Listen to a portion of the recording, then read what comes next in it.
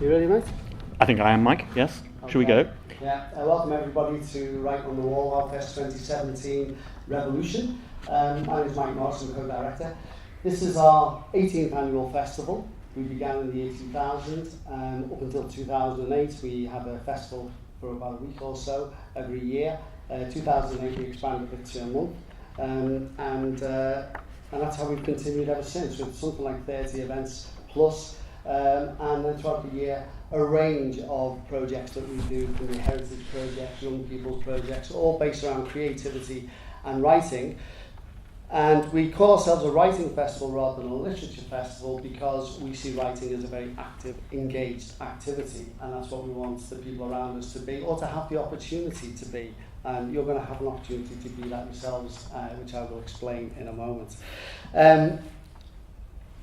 Before I introduce Chris, I'll just say you've got brochures on your table. We've got, we're right at the end of a month-long festival, so we're all looking a bit baggy-eyed, that's the reason. And but we've got a couple more events on.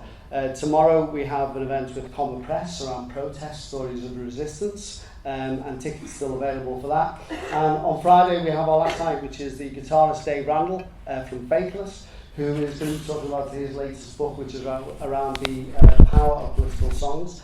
And he's going to be hosted by Peter Hooton in conversation. He's also going to be playing, and he's going to be DJing as well. So we'd love to see you at those events also. There's lots you could say about Chris Riddell, but I'm going to keep this quite brief because you've all got Google and Wikipedia and all of that, and I would urge you to look at it because there's a list of achievements the length of both of my arms, which you could refer to. But the first thing I'll say is he's a political cartoonist for The Observer, and you can see his stuff regularly. He is a very prolific illustrator and writer, and a bunch of his books are over there with the Waterstones stall. He's also the Children's Laureate, and that's awarded every 2 years to outstanding writers or illustrators for children. So you are CL number 9. CL number 9. CL number 10 is going to be announced in a couple of weeks' time, but he won't tell us who it is. Less than that, about 6 days, Mike. 6 Very days, soon. Sorry. All that person is known at the moment as is CL10. With just 8 people before him, you can see this is an incredibly prestigious award.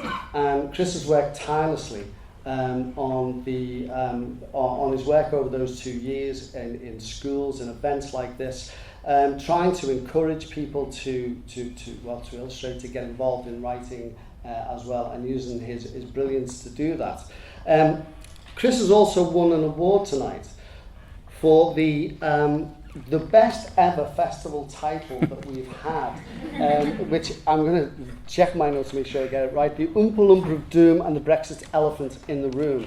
A bit like a great footballer, you retire the shirt. We are retiring the title competition that me and the staff in the office have because we think it's such an amazing title. It also gives us a fabulous chance tonight through the medium, visual medium, and in conversation, to explore some of the issues of the last turbulent 18 months or so as well.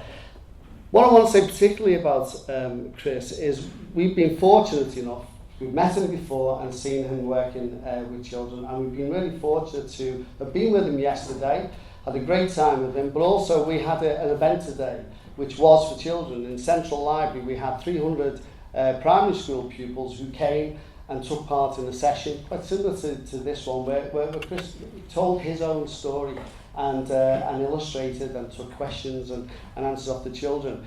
And what is fantastic, just observing him in action, was the way that he, just captivated this audience of children, just very gently talking and drawing. And it's that kind of manner, I think, which combined with his own skill, which I think makes him such an absolutely brilliant artist. Anybody else in the room kind of draws or doodles? Anybody?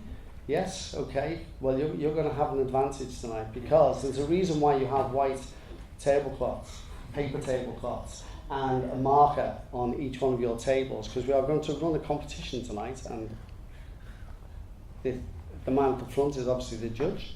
Very excited. Feel free to doodle and draw away as the night goes on. And at the end, one person is going to come out and hold up a cloth so everyone can see. And the winners on that table will also receive free tickets to our event on Friday, which is our last event, which is in Leith, which I explained before. And you'll be able to come along, and if you insist, we might give a ticket to your friend or friends as well. Okay, so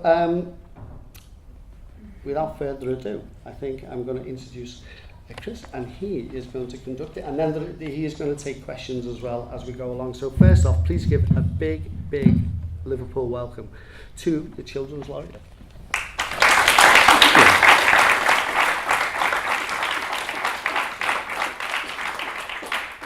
Now, can I just begin by saying that I'm ridiculously happy that you're not year 5 and year 6. I'm just saying, they're lovely. I mean, don't get me wrong, wonderful, and it was lovely this afternoon. But boy, isn't it nice, just sometimes to, when the kids, you've got the babysitter in, you got out of the house, we can just all be inappropriate. So nice. I'm just so looking forward to this. So I just want to say right now, before you start decorating your tablecloths, that I feel off duty. It's lovely. I feel as if, we can say things that possibly, we couldn't say in any other context. So I'm looking forward to it. The drawing on tablecloths, which Mike just told me about, and I think it's just a wonderful idea, reminds me of staying at a wonderful hotel in Seattle, and coming down to breakfast and being handed by my waitress a little cup full of coloured pencils and being invited while I waited for my breakfast to arrive to just draw on the tablecloth. It was great. It was something they did. They felt they were an art hotel. They liked that. And so I had a lovely time sort of drawing, the then president sitting, so drawing him on the tablecloth, and drawing, that great.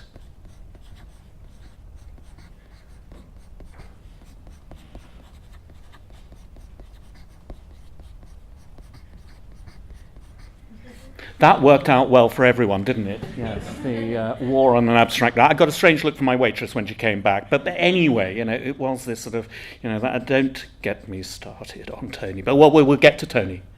Don't worry. And that Chilcot report, I've been waiting a long time for that. And then it arrives and other things take over. So yes, we live in strange times.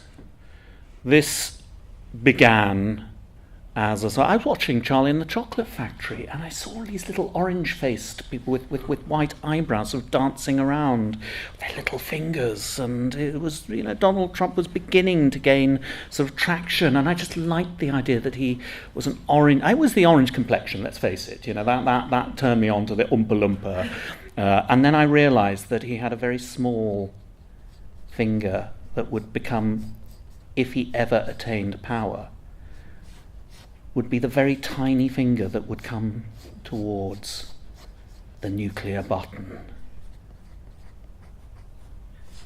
We're one accidental tweet. I'm just hoping that he doesn't put his smartphone too near the button and reach inadvertently in the middle of the night and actually, because that's when he tweets, and actually press the wrong button. Then it could all go horribly wrong. We wouldn't be laughing, but my goodness. What I would like to do... the other thing I love about Donald Trump is that his name translates brilliantly into the British context. And so, we do have a politician who rejoices in the name Trump.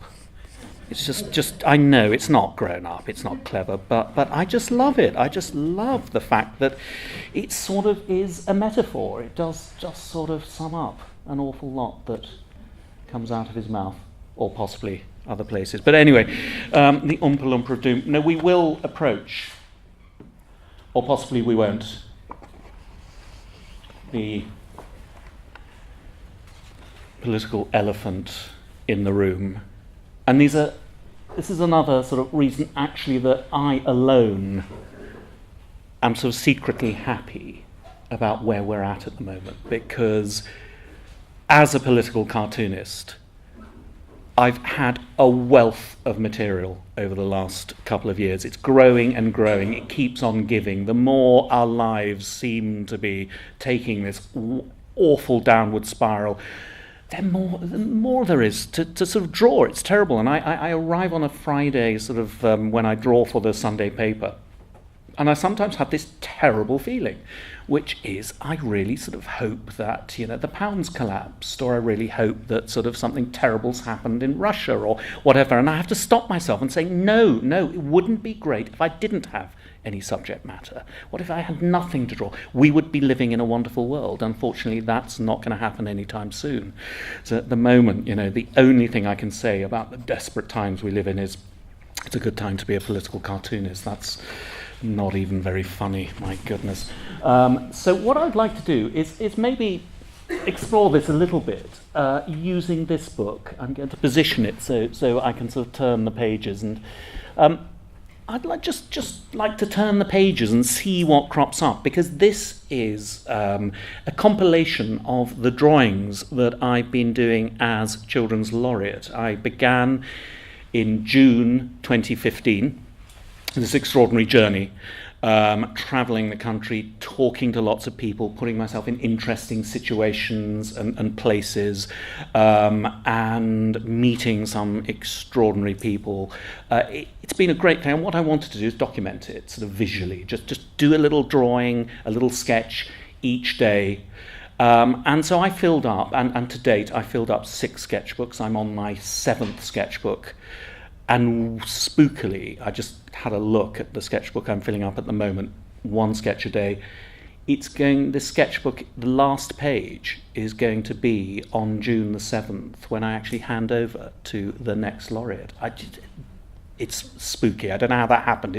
I seemed to choose the right sketchbooks with the right number of pages. I didn't count. It just happened. So this is an accumulation of these things. It stops at last Christmas. Because we wanted to publish this next month, so we had to stop and send it off to be produced. So it is a year and a half of my time as laureate, and I wanted to put in all sorts of other things I've been doing, other illustrations I've been doing, other work I've been doing, but also principally the political cartoons that I've been producing each week as I've been laureate for the Observer newspaper. And little did I know when I began this enterprise that they would sort of tell a sort of interesting story. So these are the sketchbooks. I'm going to centre that a little bit so we can see both sides.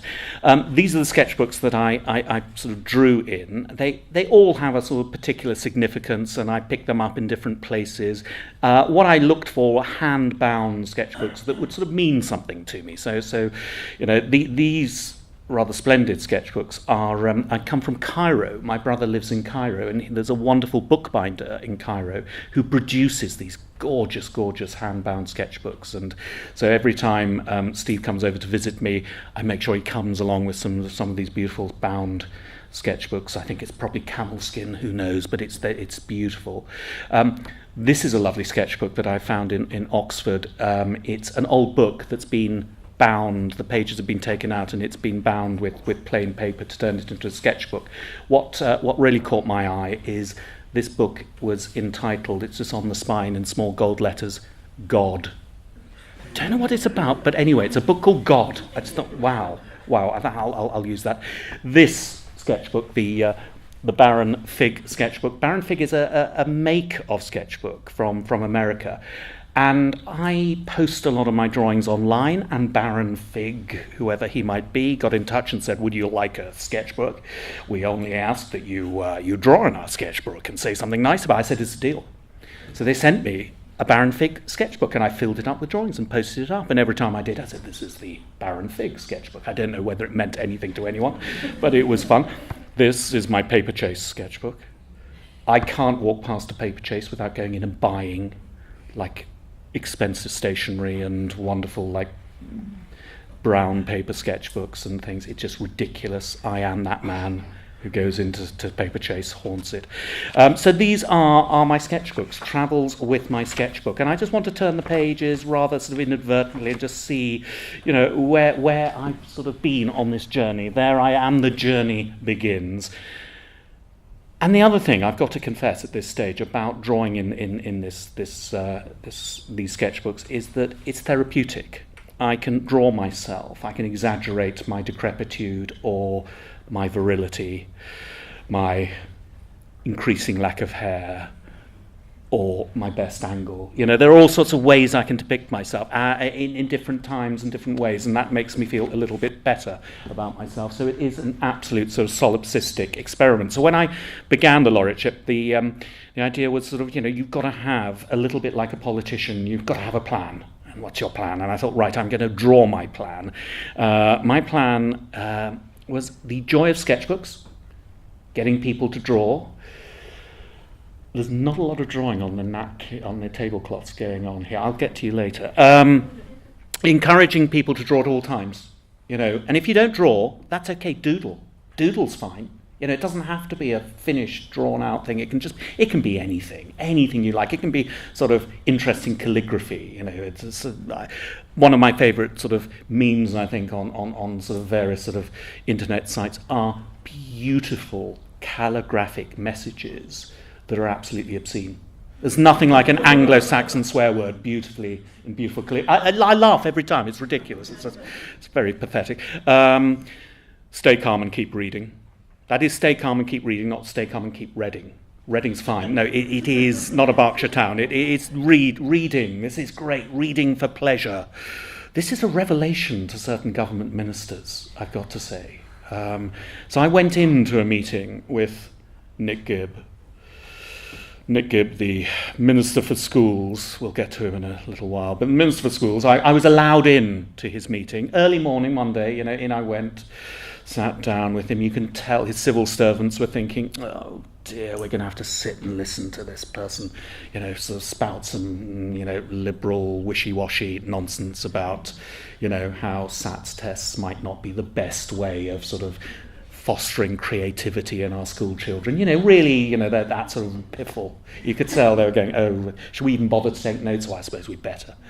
And Nick Gibb sat opposite me, and and we said hello to each other. And I was with my friend Nick Poole, who is the wonderful sort of chairman of SILIP, the Library Association. And we were sitting there, and Nick was doing the wonderful sort of figures, telling Nick Gibb all about libraries and why. I'll be controversial here. Why we need libraries? Why libraries might be a good thing?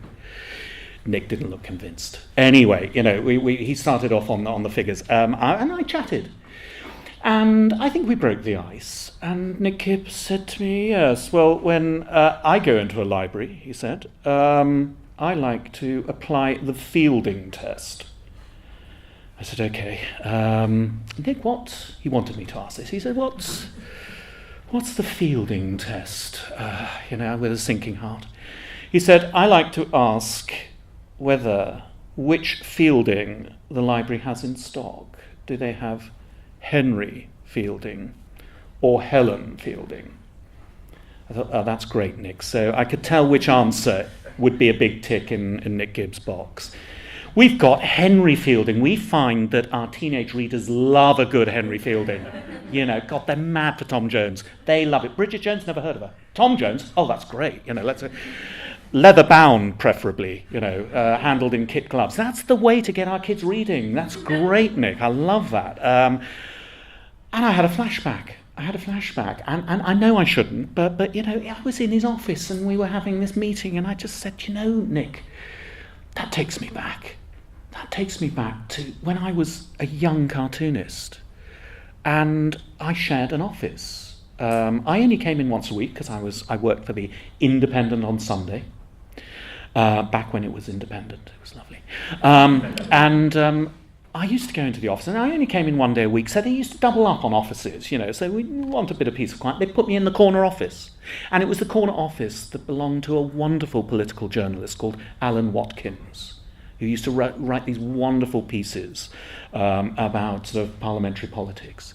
And Alan would come in on a Friday. He didn't use the office very much because a lot of the time Alan was out having lunch with people in a very important journalistic endeavour.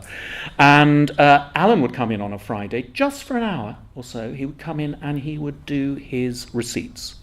Very important, doing all his receipts, all the ivy, the sort of, all that sort of, all those important sort of, sort of suppers he had had and lunches he had had. And he'd fill them all out. He was very forensic with that. And then he would hand his column for the week, which was written out longhand, to his long-suffering secretary, and then go off for another lunch. So it was me. Alan would come in for a little while, and then this lovely journalist who again wrote a sort of weekly column for The Independent on Sunday. And she came in, she was great fun. We shared an office. Her name was Helen Fielding. And she sat on the desk there. I sat at Alan's desk. And then Helen and I would give each other a little look. It was back at the beginnings of the smoking ban. You weren't allowed to smoke in the office. You had to go and stand in the corridor. And that was a long way away. We didn't like doing that. It was a long way. So Helen and I would take a look. This is back in the days when I smoked. We'd exchange a look. It was an open plan sort of thing, so we had a glass frontage, so we couldn't be seen to be smoking in Alan's office. So we would just climb under Alan's desk.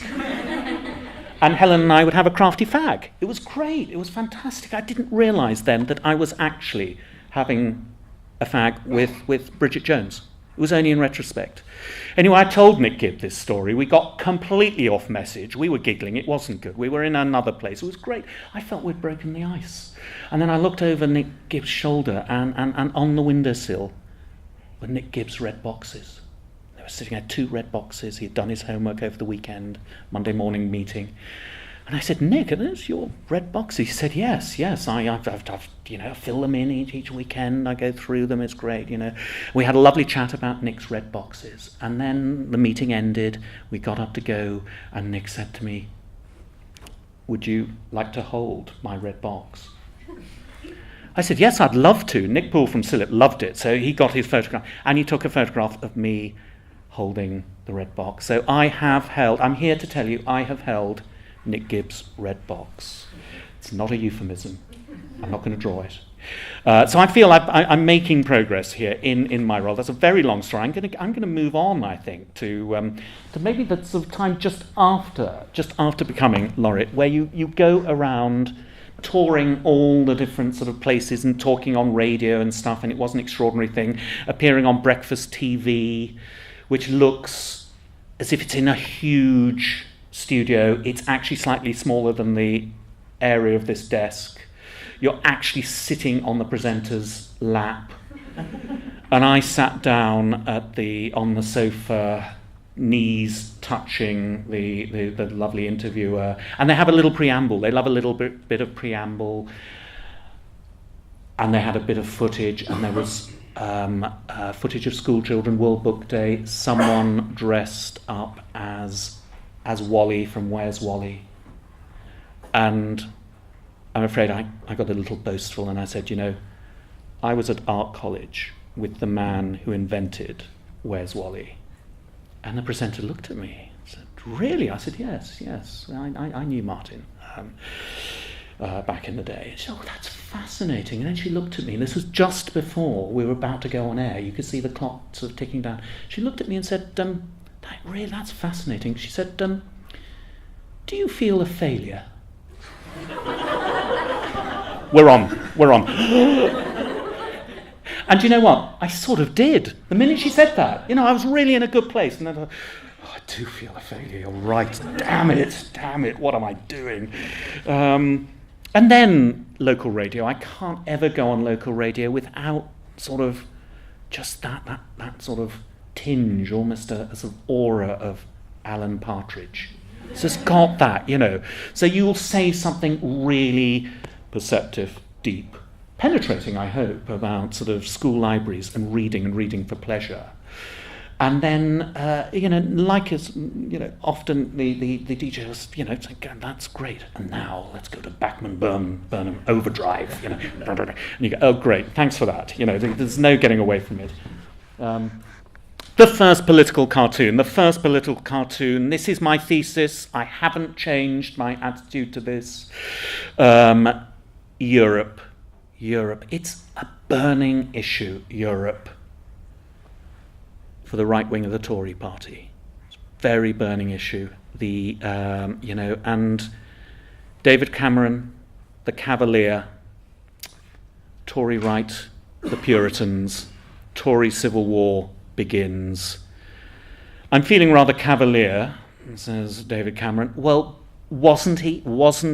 Did we need a referendum? I mean, we will have questions. Feel free to disagree with me in the strongest possible terms, but I sort of feel this is an internal dispute in the Tory party that has led us down this route, and they're still pretending it isn't. They're still pretending it's strong and stable leadership you need, because that's exactly the sort of strong and stable leadership that got us into this mess. Let's have some more, shall we? It's great. Thank you so much for that.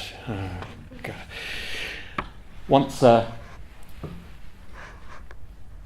month, I work for the best-selling literary review, best-selling in Hampstead literary review, very popular. It's great. They have great parties. Great, that's all I can say. Great parties. You're never sure who you're going to run into at a literary review party, which is part of the fun of it. I once sort of had an extremely fun time with the two Dimblebys. The Dimbleby brothers, in a sort of rather confined space, it's got to be said, while we sort of sipped wine. And then this madman called Count Tolstoy turned up, and he's a sort of, he was a sort of relative of Leo Tolstoy, but very, very keen on hunting and shooting and all these sort of things. That was a fun party. Anyway, I still continue to work with them. It's just great.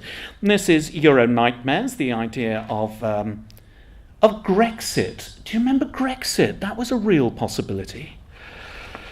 My goodness. This is... Oh, there I am. This is my default mode, obviously, when I'm at home. It's a Noel Coward approach. And this is, again, how I find this sort of drawing myself as I go on very therapeutic. I can draw myself with the Butlers of Bellpool there, and another gruelling day in the service of children's literature. My goodness, that's great. And we continue. Brexit on my mind. Let's turn on.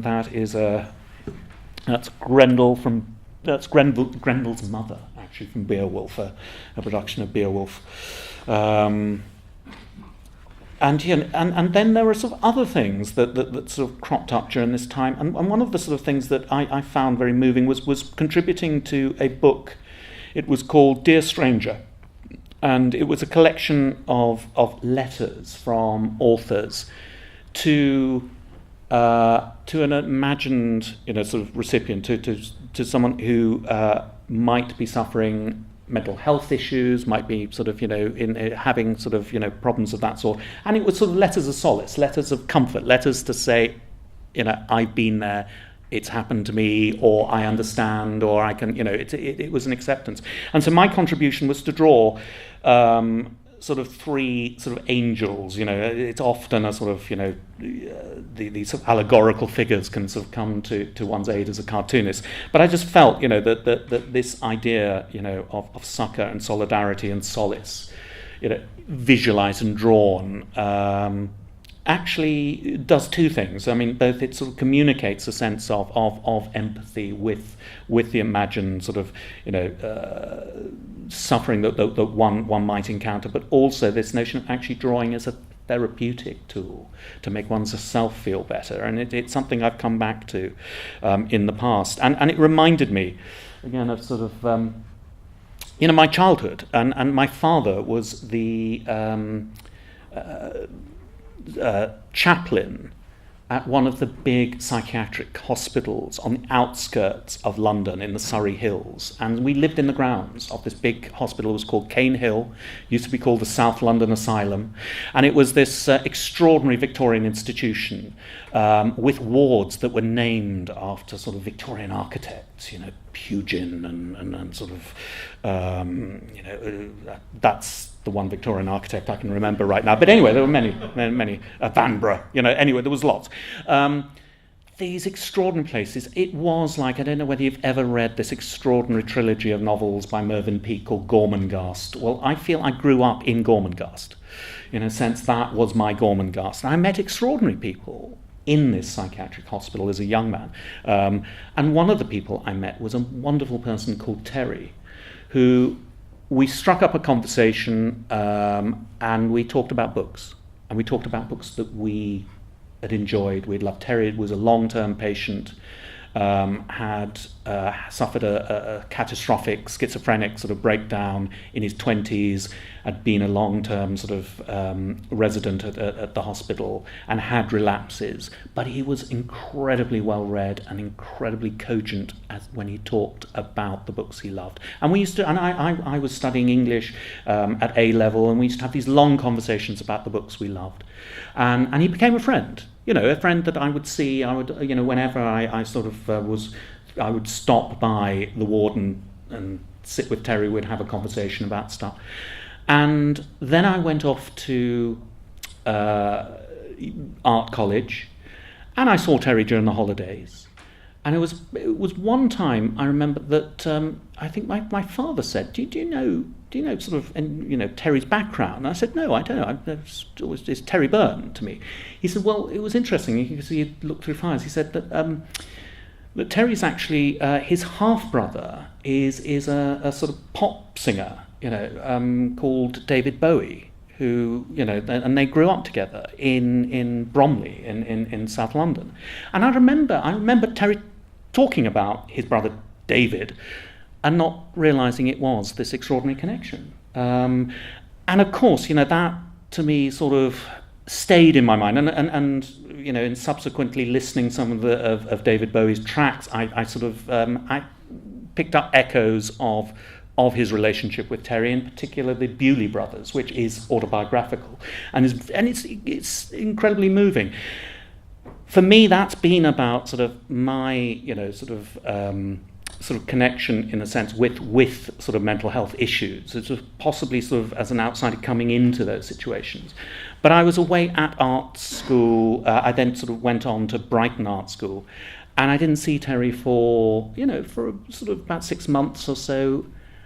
And my father phoned me up. I always remember it. It was in the sort of just sort of towards the end of the first term at art school. And he said, you know, I've got some bad news that you know, Terry suffered a complete sort of breakdown, and he did what many patients had done at that hospital. There was the London to Brighton train line that ran past Cane Hill Hospital. He had walked onto the train tracks, and that was it. It was all over. And I remember just being completely sort of stunned and felled by this, and just thinking, my good, you know, that we would never have that conversation next time I came back to Cane Hill. You know, Terry wasn't there. That was it. And it was a sort of stunning and devastating sort of feeling for me. And I haven't really talked about it in this context actually since going along to the launch of this book. So even now as I talk, it feels sort of, you know, quite still quite raw. It was an extraordinary thing. And of course, you know, when sort of David Bowie sort of died, it sort of all came back to me, those thoughts.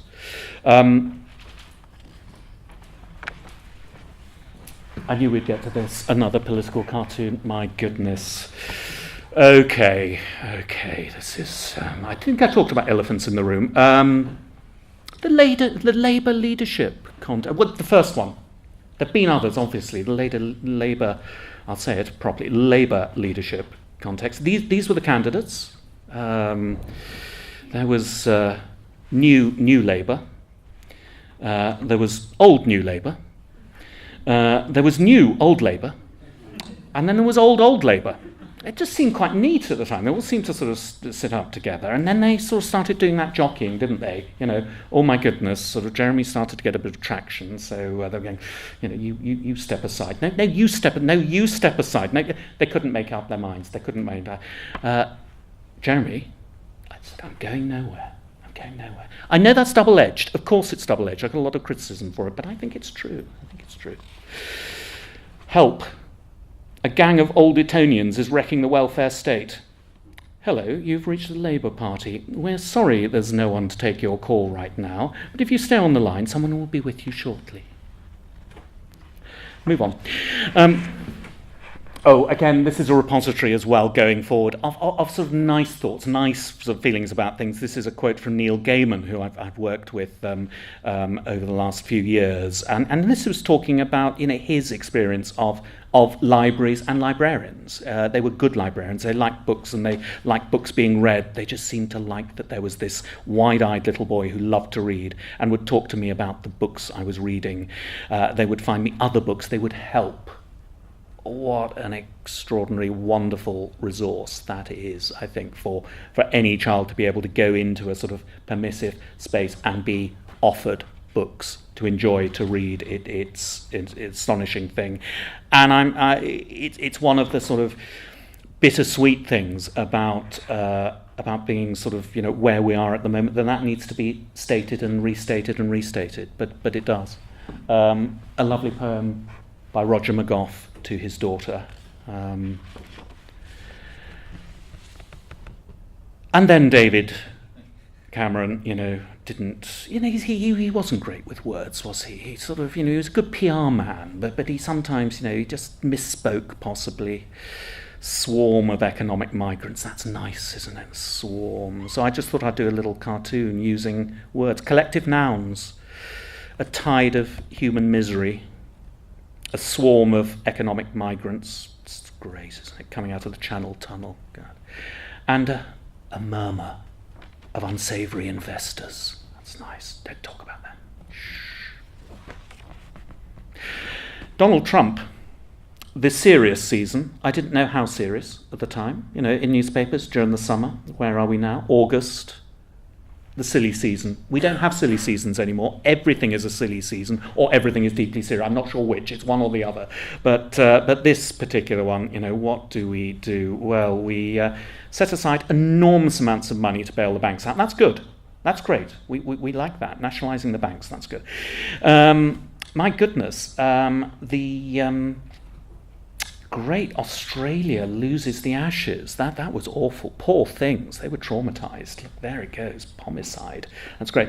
And then, this extraordinary man with the weird wig who sort of turned up and ran a sort of a sort of weird celebrity sort of hiring thing.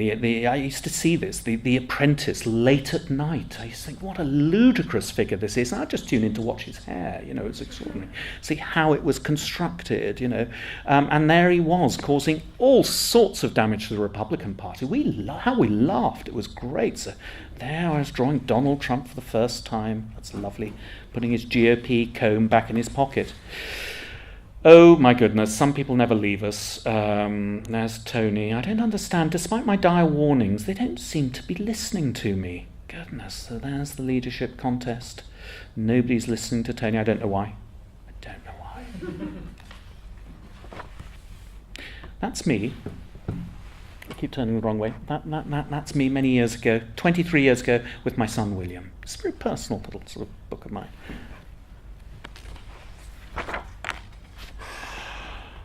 Fungus the Fogey Man, Tory delegate. That's lovely. That's okay. Excuse me, but sometimes I just enjoy revisiting this stuff because I think I got there. ABC after booting out Cameron. There we go. Yeah, I got there. The Tory right, there we are. Fungus the Fogey Man. That was a little reference to and a tribute to my tutor at art school, who was Raymond Briggs, the great Raymond Briggs, who produced The Snowman and Fungus the Bogeyman. And he actually wrote, and this is what excited me about Raymond, being taught by Raymond, he also produced political work. And he did this wonderful book called The Tin Pot General and the Iron Lady, and it was a wonderful sort of taking apart the absurdities of the Falkland War and all its told in Raymond Briggs's wonderful sort of, faux innocent style that really penetrated. And while I was being taught by Raymond, he was writing and working on Where the Wind Blows, which is that devastating critique of the absurdity of having a sort of civil defence programme that, instructed you to fill your bath with water and climb under the kitchen table. It's gonna be fine. It's gonna be fine. So yes, a little reference to that. I'm loving the Labour leadership election, George. Wonderfully distracting, Dave. This is the Tory right shopping list. Demonise migrants, fracking free for all, abolish the Human Rights Act, get out of Europe. I think they're getting through that checklist. My goodness, forgive me, but this for me is personally so therapeutic. Thank you so much. I feel these are little drawings I do when I wake up in the morning. I sit down and draw stuff. It's therapeutic. It's self-help, I suppose. I often say to people they're very welcome to look through my sketchbooks as long as they don't have any psychiatric training, because I hate to think I'm actually some sort of Rorschach test. They're going, oh my goodness, this man's obsessed. Oh my, shouldn't work with children, obvious, honestly. My obsession ongoing with Emily Dickinson. I did enjoy Terence Davis' film recently with Cynthia Nixon based on Emily Dickinson. I did love it, but there were moments where I sort of wanted to giggle.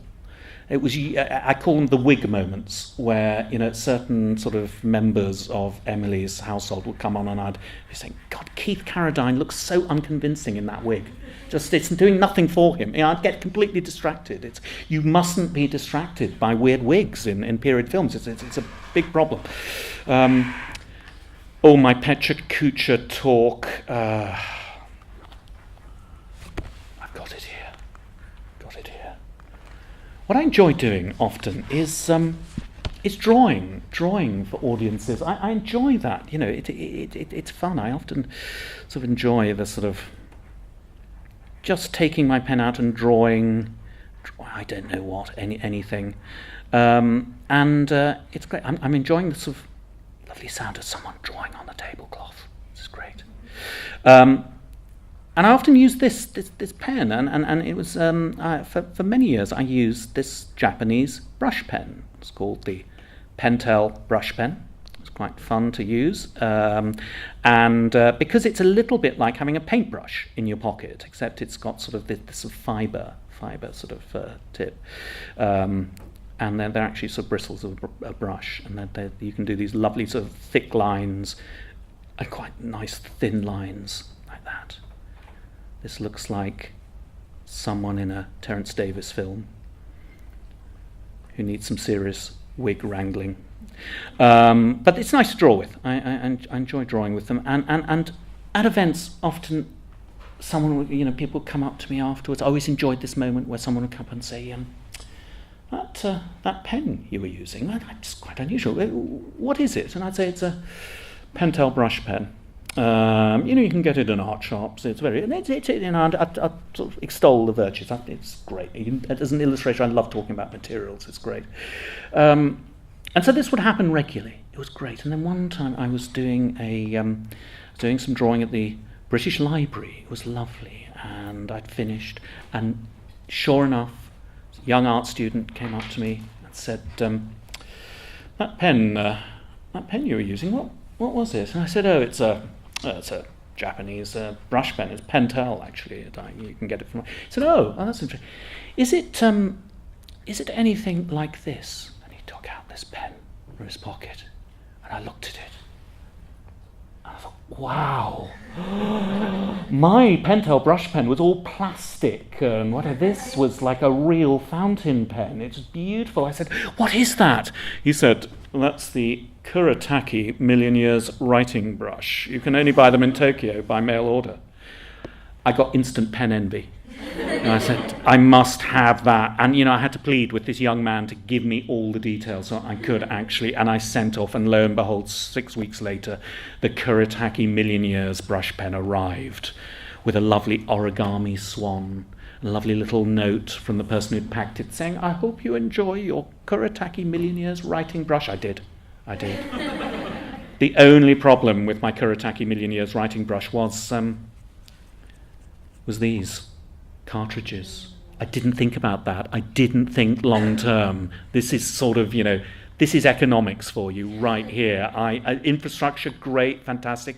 Didn't think about the running costs. I had my Kuretake Million Years writing brush, and then I started to run out of cartridges. I had to send off to Japan, and they only arrived in these little packs of 3. It cost a fortune. And then, fortunately, my brother-in-law went to Tokyo. I said, take a suitcase, come back with as many Kuretake cartridges as you can. He did. It's like a sort of art smuggling. It's great. Not sure whether I should have declared it or not. But yes, I now have a huge cache. So I can use this with impunity. It's great, even with these sort of rather ridiculous drawings. It's lovely. This is what's happening, you see, as I go through this book. Let's turn the pages and find... that's the first... Oh, that's another elephant in the room. No, there it is. This is an actual elephant. Wonderful Michael Rosen. Beautiful book, poetry book for very tiny children. Very tiny children, and those of you who are parents will know this, or possibly grandparents as well, but tiny children can be inscrutable, particularly with sort of strangers, people they haven't met before, and particularly with the authors who might be visiting. And often I have that extraordinary thing where I'm sitting down sort of, maybe talking to me, and then a small child will come up and they'll just look at me. And I won't know what they're thinking. I will have no idea what they're thinking. They might be thinking, this is a very disappointing figure who's done this book that up until now I rather liked. Or they might be thinking, that's weird, look at his hair. I have no idea what they're thinking. They're just inscrutable. And I'll have to say, would you like me to sign this book? Yes. No idea. No. So it can be quite... But Michael Rosen, the great Michael Rosen, poet extraordinary. He knows something about language. He knows something about the acquisition of language. He knows how children can be incredibly sophisticated with how they acquire language and how creative they can be. And I didn't know this. I illustrated his series of, I suppose, modern nursery rhymes in a way, but they just work beautifully. And I didn't know this until I went to a nursery school armed with this book, and I opened it up and I started to read to all these little 3-year-olds, and 3-year-olds have this thing where they all have a conversation with you at the same time, just directly to you. And so you have 30 conversations. You're trying to say, no, yes. Oh, really? Oh, that's nice. Did your daddy do? Oh, that's great. Yeah, what, you had that for breakfast? It's just mayhem until I opened this book and started to read. Don't squash your toes, Doris. Don't squash your toes. Don't squash your nose, Doris. Don't squash your nose. Don't squash your bun, Doris. Don't squash your bun. Don't squash the sun, Doris. Don't squash the sun. Don't squash cars, Doris. Don't squash cars. Don't squash the stars, Doris. Don't squash the stars. Don't squash the fly, Doris. Don't squash the fly. Don't squash the sky, Doris. Don't squash the sky. Don't Brexit, Doris. Don't. No. God, they were wrapped until I closed the book, and then it was back to all the conversations again. This man is a genius. I'm just saying, the man who wrote these words knows something very profound. Oh, and then a politician's words come back. Those easily, sound-bitey words, the dog whistle that, reaches the parts the politicians pretend they don't want to reach, all those swarms of economic migrants, and then something so heart-stopping arrives, like that extraordinary photograph that sort of still, just when I saw it, it felt heart-stopping. Because what this image did, was it said to me, and I think to so many people, it said, this is a particular human being. This is we can relate. This is a child that we will have cradled in our arms. This is my memory of my children at this age. The extraordinary detail of the shoes, the pathos of this was just astonishing. And what came to me as I looked at this, I thought I need to sort of in some sense, try and decode it by drawing it in a way. It's very difficult because, in a sense, it might seem gratuitous. It might seem, but at the same time, in my head was this. I just wanted something to frame the sort of casual, insouciant callousness of using language in this way, and it seemed to me a recreation of the power of this image. Seemed like a good sort of contrast to this, and this is what sort of, if my blood boils, it's this sort of thing. It is the sort of easy, insouciant, we know who we're talking about, don't we, sort of approach to politics, and it's lazy. And he's gone now. He's in his shed, writing something, I don't know, a Brexit fairy tale maybe, in his shepherd's hut. I love the fact that it's painted in Farrow and Ball colours. Regret. Hubris. Mouse is back. It's lovely. My goodness. Oh dear. My shadow chancellor has apologised. I will sing the national anthem next time, and I now support Britain staying in Europe. Glad that's all straightened out. Jeremy didn't have an easy time. It was tricky. All the time we had this insouciance, the entitlement. But lurking was Dave's Europhobic right wing. Okay, now this might be challenging when I talk to children sometimes. This crops up. My goodness. Why did you draw a pig's head in this cartoon? Well, it's difficult to explain. After all that, the Bullingdon toff is still less unpopular than the washed-up old lefty. It leaves a nasty taste in my mouth. Honestly, it's not clever, really. But I think, another case in point, and again, it is therapeutic to come to a city like Liverpool, is to actually see, the notion of sort of how there can be a culture of entitlement, how there can be this sort of sense of this is the way it is, the sort of, the pragmatism that can be sort of preached, that, we should all buy into this. Challenge that at your peril. And I think what Jeremy Corbyn has faced is an intractable right-wing press, and it's there, and there's no getting away from it. And ally that to this extraordinary issue that we've just been through, which is the Brexit non-debate. We end up where we are right now, and I've got to say, maybe I'm not alone, and I will ask Mike to stop me at some point and sort of throw things open for questions, because I'm where I've been going on for a while. But for me, one of the sort of extraordinary impacts of this of the Labour manifesto during this election campaign was how it felt. It felt like a sort of extraordinary cathartic release. Suddenly, we could talk about, okay, this special pleading. I have travelled on southern trains quite a lot because I live in Brighton. Okay, so there might be the notion of privatising the railways. Oh, God, that was exciting. I suddenly got excited. Private water reversing that. That excites me. My goodness, that is worth a vote, I think. Human Rights Act for Amnesty International. I was asked to illustrate the Human Rights Act for the sort of very young.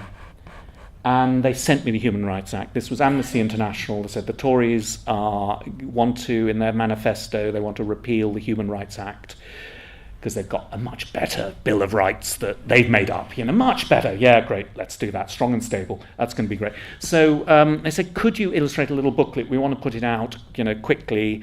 I was in a hotel room in Dublin. I sat down over that weekend and just drew out the Human Rights Act. But very quickly, I sort of read the different clauses in it, and it is, saying, you the freedom from torture, freedom not to be enslaved, freedom in lots of these sort of things, which were sort of great things, but a little bit heavy for a 5-year-old to sort of get into that. I didn't want to draw people hanging from chains or sort of terrible sort of injustice being done. So I tried to sort of look at the opposite side and think of words that would embody sort of things like solidarity, like freedom, like protection, things that, and then draw almost in a sense a sort of spirit animal or something that might embody that. And again, it was a wonderful cathartic experience for me. It felt good, and for me, so often when I sit down to draw, part of drawing good things is you feel good about it. It's a lovely meditative way to maybe process some things.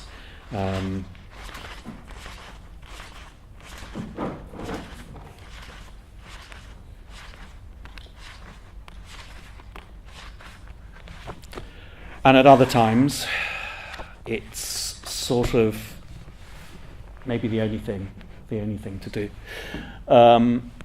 And I suppose for this weekend coming up, of all weekends, we're back in this sort of dark and sort of desolate place in some senses, and I resent that sense of being pitched back into something, particularly when we know and can celebrate the solidarity we have in communities, the wonderful ways in which we can come together, we can do things collectively, and terrible things happen. This was my response to the Paris shootings, which just again one could just watched and just felt desperate about. And I didn't want to sort of do a polemic. I didn't want to sort of proselytize in any form. I just wanted to just draw something that said, we mourn. And I think I'm facing a similar challenge this Sunday in The Observer, following the awful events in Manchester. And for me particularly, in the role of Children's Laureate, this feels an awful thing, because in a sense, part of what I've been doing for 2 years is being a spokesperson for the young, for the world of children's books, for, in a sense, the children. We care passionately about our children as parents, but this feels like an attack on the young, and it's an awful thing. I will be talking about it on Sunday on front row from the Hay Festival in front of an audience. I'm forming an idea of what I might draw for it. I'm not sure yet. Fridays are my days to sit down and go, all right, well, what am I going to do? When you deal with these issues, sometimes for me, it sort of crystallizes what I do. And for me, it is about, in the pages of The Observer, it is about a sort of communion with the readers on a Sunday. And, I can draw cartoons that are disagreed with. That's fine.